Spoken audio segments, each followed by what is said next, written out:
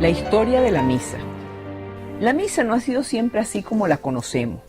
Para ello tenemos que remontarnos al Antiguo Testamento y a la última cena de Jesús. Vamos a recordar que Jesús en su última cena estaba celebrando el Pesaj, es decir, la Pascua judía. Y esta Pascua judía tenía una forma muy específica de celebrarla. Se celebraba de la misma forma en que se había celebrado aquella primera Pascua, aquel primer paso de la esclavitud en Egipto a la libertad. Recordemos que el faraón egipcio, después de las plagas, le había dicho a Moisés: está bien, llévate a tu pueblo. Y Moisés le dijo: aliméntense bien porque mañana salimos hacia la libertad. Los judíos esa noche del paso hacia la libertad, de la Pascua o el Pesaj, como se conoce en hebreo, comieron cordero, comieron hierbas amargas y pan sin levadura, porque no dio tiempo a que el pan creciera de la manera en que siempre crecía. Había que comer rápido. Y además de todo, tenían que comer de pie, con una serie de requisitos que tenía. Había una serie de costumbres que a lo largo de los años los judíos hacían. Antes de comer el cordero, por ejemplo, en la cena pascual judía, se servía una copa y luego una comida con hierbas amargas y pan sin levadura, en recuerdo de todas las angustias que habían sufrido cuando salieron de Egipto. Una vez que terminaban este plato, se servía una segunda copa de vino y el hijo de la casa, el más pequeño, le pregunta al padre de familia: ¿qué significa lo que estamos haciendo? Entonces el papá, el padre de familia, el mayor, tomaba la palabra y narraba todas las miserias que habían sido sufridas en el desierto de Egipto y cómo los judíos fueron liberados a través de la intervención de Moisés y de la ayuda de Dios. En la narración había un momento en que, tomando el pan sin levadura, el padre tenía que decir: este es el pan de miseria que comieron nuestros padres a la salida de Egipto. Esas palabras dieron ocasión a que Jesucristo, después de hablar no solamente de la esclavitud de Egipto, sino también de la esclavitud del pecado y de la salvación del pecado que él iba a traer al mundo, le llamara la atención a los apóstoles sobre el pan que tenían en las manos. Una vez que este relato se terminaba, y se terminaba toda esta primera parte, los comensales, los que estaban a la mesa, de los salmos que se leían el Salmo 112 y el 113 hasta el versículo 8, lo respondían diciendo: aleluya, aleluya.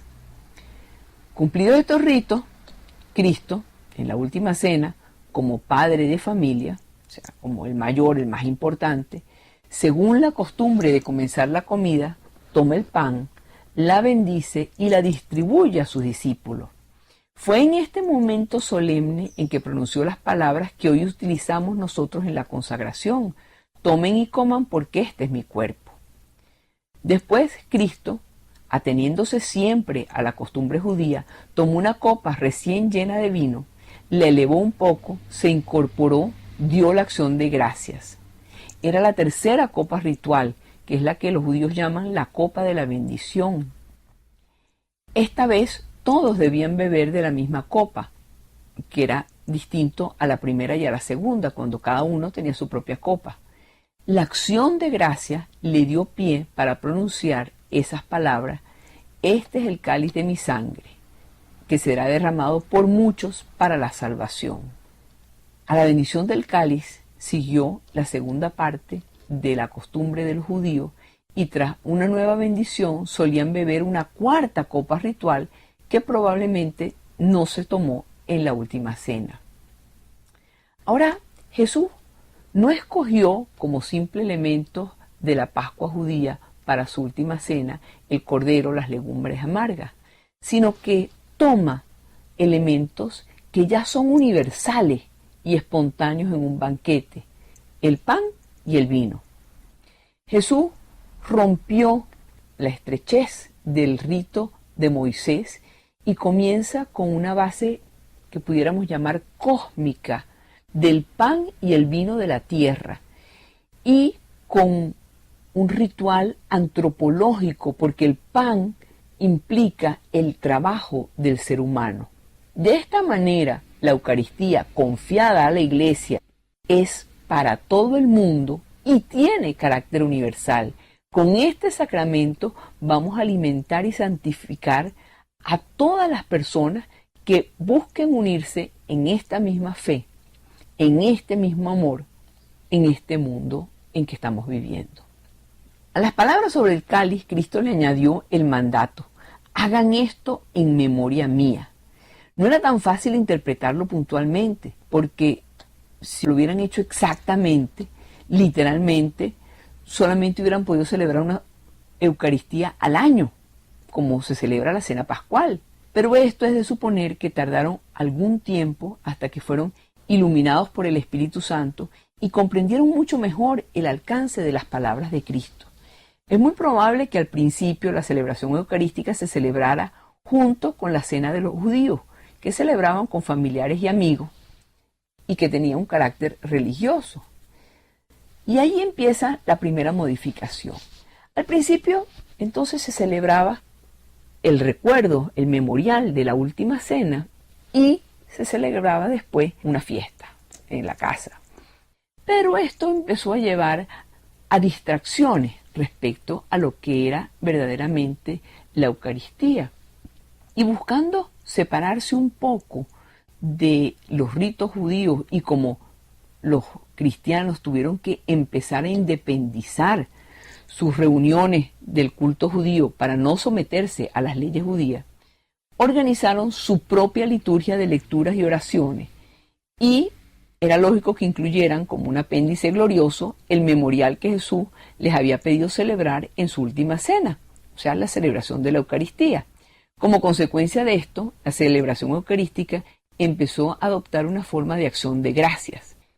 Se iniciaba con una exhortación y no tenía un texto fijo de antemano, sino que se dejaba a la inspiración del celebrante. Entonces, la comunidad cristiana se convirtió en una comunidad eucarística y desde los inicios la comunidad cristiana empezó a reunirse para partir el pan, para participar de esa celebración eucarística. Al principio se celebraba solamente el domingo, que era el Día del Señor. Pero ya en los siglos III y en el siglo IV la misa se generaliza y se empieza a hacer una misa diaria. Se separa entonces la misa de las grandes reuniones y comilonas, cenas con la gente, y la misa se empieza a celebrar en la mañana. Muchas ocasiones se celebraba en la mañana, así como que el día comenzaba con el amanecer de Dios. Como Jesús había enseñado el Padre Nuestro, y había sido la única oración que él había enseñado, este Padre Nuestro empezó a rezarse justamente antes de recibir la comunión. Pero Jesús también había deseado la paz a las personas. Él dijo que él había venido a traer la paz. Y por lo tanto, se unió la oración del Padre Nuestro con el deseo de la paz antes de recibir la comunión. Y se hizo esa oración cuando se deseaba la paz. Decía: la paz del Señor esté con todos nosotros, la paz esté siempre con ustedes. Se deseaban unos con otros. Y había una plegaria también que se empezó a decir desde el siglo VII, que decía: líbranos, Señor, de todos los males. Una petición: Señor, nosotros queremos vivir en paz, nosotros queremos que nos libres de todas las cosas malas que nos pueden suceder. Y en el siglo VII y en el siglo VIII, junto a esto, se agregó para recibir la comunión también unas palabras que figuraban y aparecían en el Evangelio, que era el Cordero de Dios. Y esas eran esas palabras que San Juan Bautista había pronunciado cuando había visto a Jesús pasar por enfrente. Y a Jesús nadie lo conocía. Estaba Jesús saliendo de su retiro de 40 días y 40 noches en el desierto Y Juan Bautista lo ve pasando por allá y le dice a sus discípulos, miren, aquel que va por allá, ese es el Cordero de Dios que quita el pecado del mundo. Esa se empezó a rezar, Cordero de Dios que quitas el pecado del mundo. Y se le empezó a pedir a Dios que tuviera misericordia de cada uno de nosotros y que nos diera la paz. Ya para el siglo IX es la época en que empiezan a surgir oraciones privadas, oraciones en silencio por parte del sacerdote que está celebrando la misa, por parte de los fieles, y así se va conformando la comunión. En estos mismos siglos se considera que hay que decir algunas palabras y un reconocimiento a Jesús en el momento de recibirlo. El momento en que el sacerdote le muestra la hostia consagrada a la persona, dice, este es el cuerpo de Cristo. No es una representación, este es el cuerpo de Cristo. Y la persona en ese momento reconoce que sí es el cuerpo de Cristo, que es la presencia viva de Cristo. Solo cuando la persona reconoce, esta es la presencia viva de Cristo, este es el cuerpo de Cristo, el sacerdote le da la comunión. Pero antes de eso, decimos también unas palabras que también están en el Evangelio, que fueron agregadas también hacia el siglo XI, el siglo XII, que eran esas palabras que le había dicho el capitán del ejército a Jesús. Cuando el capitán del ejército se acercó y le dijo a Jesús, Señor, mi hijo está grave, mi hijo está muerto. Y Jesús le dijo, llévame para tu casa. El capitán del ejército le dijo, mire, yo sé lo que significa dar una orden, porque yo doy órdenes y le digo a mis soldados, caminen y caminan y vayan y van. Señor, yo no soy digno de que tú entres en mi casa. Di una sola palabra y mi hijo va a quedar sano. Esas mismas palabras, con esa fe tan grande, esa fe que Jesús le dijo al capitán del ejército, no he conocido una fe más grande que esta. Son las que nosotros decimos cuando el sacerdote eleva la hostia consagrada, antes de que nosotros lo recibamos. El sacerdote eleva la hostia consagrada y nosotros decimos, Señor, yo no soy digno de que tú entres en mi casa, pero una palabra tuya bastará para sanarme. Así se va incrementando las oraciones y se va incrementando esa preparación para recibir a Jesús. Esa preparación para recibir a Jesús de Eucaristía, que es recibir al cielo entero, que es recibir a Dios por completo. En el Concilio Vaticano II, que se celebró a partir de 1962 y fue el Concilio Ecuménico número 21 de la Iglesia Católica, el 5 de diciembre de 1963 salió una constitución dogmática que se llamaba Sacrosanctum Concilium.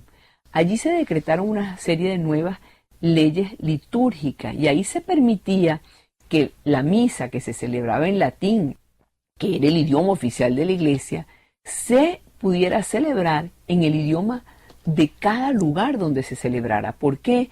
Porque así las personas entendían lo que el sacerdote estaba diciendo y se podían preparar mejor para recibirlo. En África se podía hablar en cualquiera de los idiomas africanos, en Venezuela en español, en España en español, en Francia en francés, en los países de habla inglesa en inglés. Y así iba teniendo cada vez más significación lo que se rezaba. El Papa Benedicto XVI, en julio del 2007, sacó una carta apostólica acerca de los sumos pontífices y explicaba las razones por las cuales todos los papas hicieron mucho hincapié y tuvieron mucho interés en el desarrollo del culto y la liturgia. Y ahí los va enumerando. Y luego sigue un comentario sobre la adhesión de un gran número de fieles católicos a un misal que quedó sin implantar después de que Pablo VI hubiera publicado las reformas solicitadas por el Concilio Vaticano II. Benedicto XVI recuerda que ante esto la autoridad de la Iglesia concedió en el año 1984, a través de un documento de la Sagrada Congregación para el Culto Divino y la Disciplina de los Sacramentos, un indulto para el uso restringido de este misal. Poco después, Juan Pablo II animó a los obispos a que no le pusieran trabas a los fieles que pidieran que se utilizara este misal en sus respectivas diócesis.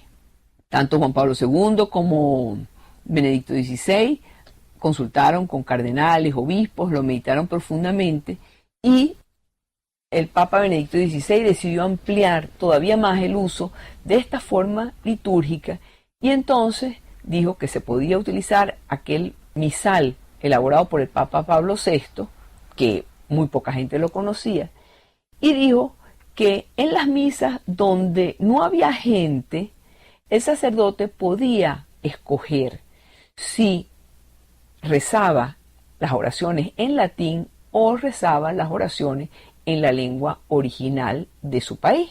Eso era si no había ninguna persona. También, porque acuérdense que los sacerdotes tienen la obligación de celebrar todos los días la misa. Muchas veces tienen personas y otras veces las celebran solitos. Preferiblemente habría que celebrar las misas siempre con otras personas, con otros fieles. Ahora, en las misas comunitarias o en las misas que se realizan en los institutos religiosos, en las congregaciones religiosas, se pudiera utilizar también algunas frases, algunas partes en el idioma oficial de la iglesia, que es el latín, pero las otras partes, de manera que la gente la pueda entender, hay que leerlas y hay que rezarlas en el idioma típico de cada lugar. Si por ejemplo un obispo no aceptara la petición de los fieles por algún motivo, los fieles pudieran volver a solicitarlo y pedir que les dieran el permiso para celebrar algunas de las partes de la misa en el propio latín. El Papa autoriza el uso del idioma latín, que es el oficial de la Iglesia, en determinados momentos, en determinadas circunstancias. Y muchas veces dice, cuando son misas con personas de muy diferentes idiomas, se puede utilizar el idioma latín de manera de que todos entiendan. Esto para poder acercar cada vez más la misa a las personas. El Papa Benedicto XVI entonces autoriza ampliamente el uso de la tradicional misa en latín, porque la misa, amigos, es para todas las personas. La misa es la presencia de Dios entre nosotros y con Dios siempre ganamos.